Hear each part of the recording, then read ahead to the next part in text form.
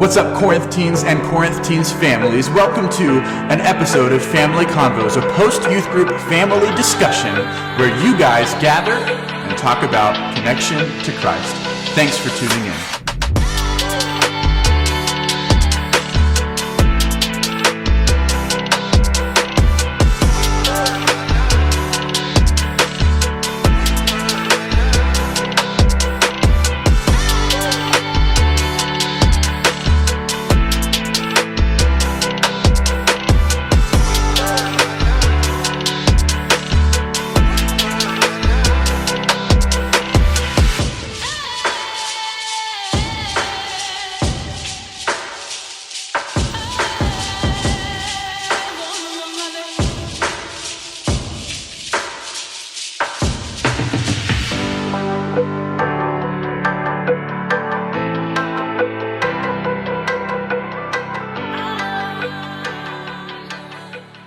Hey everybody, and welcome to another episode of Family Convos, a post-youth group family discussion just for you, so that through your conversations and your prayer together, your family can experience connection to Christ like you never have before. And I'm glad that you're here, because tonight at youth group was our last time in 2020.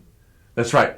No more Wednesday nights in 2020, and we went out with a bang as we talked about Boss Baby Part 2, the current series that we're in. The goal of this entire series is for our teenagers to forget everything that they have heard about the Christmas story and to hear it like they've heard it for the very first time, so that their response this Christmas season as they anticipate the arrival of Christ is to fall before their knees and worship the baby that will eventually walk out of a tomb. Tonight we took a look closely at the story of the shepherds. And so in Luke chapter 2, you have all of these details about Mary and Joseph and their location, and then just one verse about the actual birth of Jesus Christ. But then the author Luke actually spends a lot more time telling us the story of the shepherds. And so you've got these shepherds who are waiting out in the field, and all of a sudden, boom, an angel appears to them, and they are terrified. The angel greets the shepherds like angels greet anybody. Hold on, don't be afraid. I come in peace. And I've got good news full of great joy. It's not bad news full of great concern or okay news with great disappointment. It's good news and great joy. And the angel begins to tell them that Jesus, the Messiah that they've been waiting for, has been born. And he's in Bethlehem, and he's lying in a manger and wrapped in swaddling clothes. And when the angel was done sharing this information to the shepherds, a multitude of hosts, this whole army, comes out of nowhere and begins to sing and praise and glorify God. We sing the song Silent Night. I don't think there was anything silent about this scene. Whenever this is done, the shepherds look at each other and they're like, oh my goodness, we have to go. And so they begin to travel towards Bethlehem, trying to find this baby that the angels were talking about. And a lot of times we just think that the shepherds went right to the baby, but reality is they had to search and they had to find. And so I imagine that the shepherds are going around knocking on doors and saying, we just saw a bunch of angels and they told us we could find where the Messiah was hidden. Is he here? Do you have him? Do you know where he might be? And so I imagine the shepherds have this like commotion starting to stir up. And by the time they actually find Jesus, there's a whole crowd with them. And whenever they finally find Jesus, the text says they told everyone what had happened.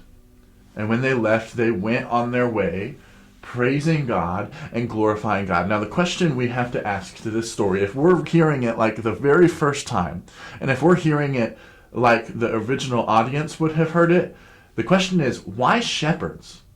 Like, why on earth would God invite shepherds, of all people, to the nativity scene, to the manger? Where are the religious leaders? Where are the political figures? Where are the rich and the wealthy? Where are the people that actually contribute to society? Because if you're hearing this for the first time in that culture, you're seeing a shepherd and you're like, what is going on? They've got nothing to offer. You see, in that culture, shepherds were kind of just like this uneducated, undervalued, disrespected group of smelly and socially awkward, vulgar people. Like that was shepherds. And yet God invites them to the manger scene. And so at first glance we might ask, why shepherds? What do they have to offer? God says they have everything to offer. Because their response communicates that they trust God, and it's revealed through their worship. The Christmas story is not this cute nativity scene that we put up on our furniture during Christmas time. It's not this reason to be generous to other people, although that's a good thing. No, the Christmas story is an invitation into the presence of God, in which you get to communicate that you trust Him and fall on your knees in worship. The Christmas story is an invitation to praise and to glorify the God who sent His Son. And He will later walk out of a tomb. Man, praise be to God for that. You and I might not have a multitude of hosts coming out of the sky, but we do have the resurrection of Jesus Christ. And we do have the existence of the church, and we do have the power of the Holy Spirit, and those three things are better than a multitude of hosts. And so, yes, we trust God, and yes, we step into His presence this Christmas scene to praise and glorify His name. Here are a few questions for you tonight. God invites shepherds to a manger scene. What do you have in common with shepherds?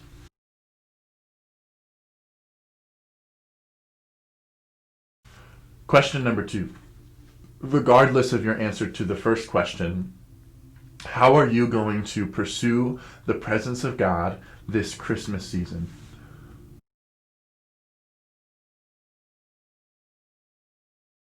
Question number 3.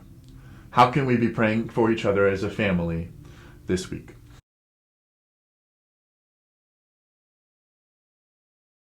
Hey, thanks so much for tuning in to another episode of Family Convos.